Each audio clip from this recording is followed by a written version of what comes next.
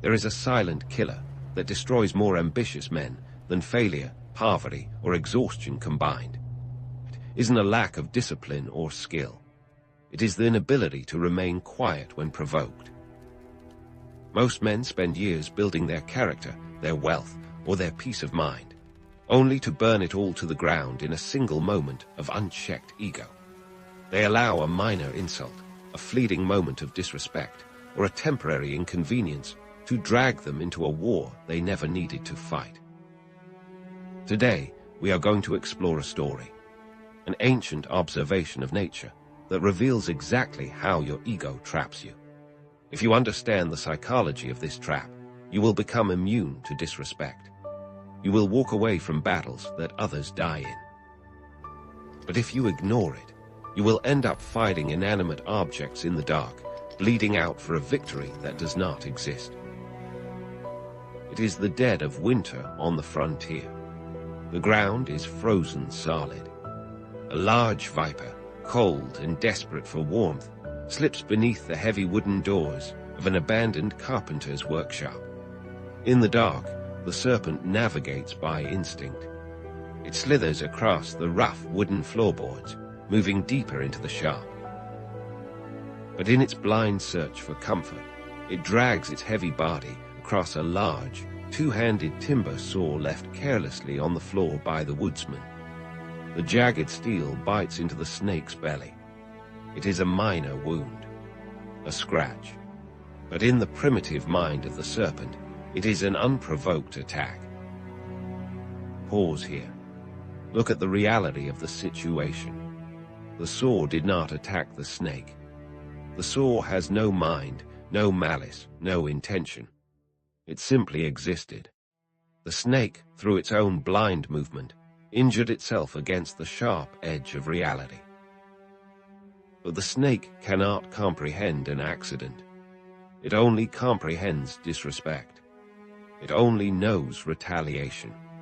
Driven by instinct and rage, the viper whips around and strikes the invisible enemy. It bites down on the steel blade with all its force.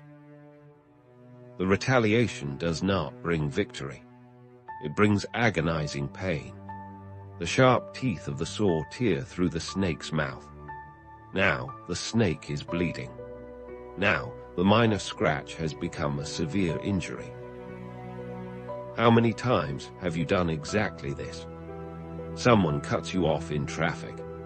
A coworker makes a passive-aggressive comment. A stranger leaves a hateful message. These are the saws lying on the floor of the world. They are blind, mindless obstacles. But your ego cannot accept that. Your ego tells you, they disrespected me, they must pay. So, you strike back. You reply to the comment. You yell out the window. You engage in the argument. And what happens? You bite the steel. Back in the dark workshop, the snake is now consumed by a blinding rage. It has been injured twice by this cold, silent enemy. The viper's survival instinct is completely overridden by its pride.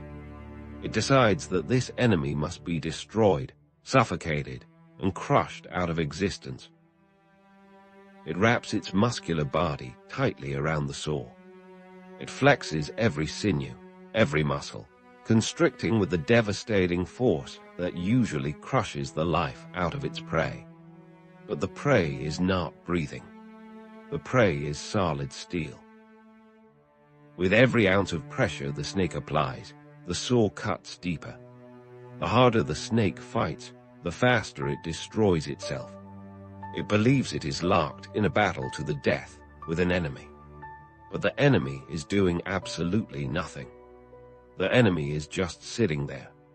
The snake is killing itself. The next morning, the woodsman returns to his shop. He pushes open the heavy doors and steps inside. He finds his saw exactly where he left it, unmoved, unharmed, and wrapped around it, dead and shredded by its own violent effort, is the viper. The snake died because it did not know how to walk away. It died because it allowed a minor offense to trigger a war of ego. There are people in your life, right now, who operate exactly like the saw.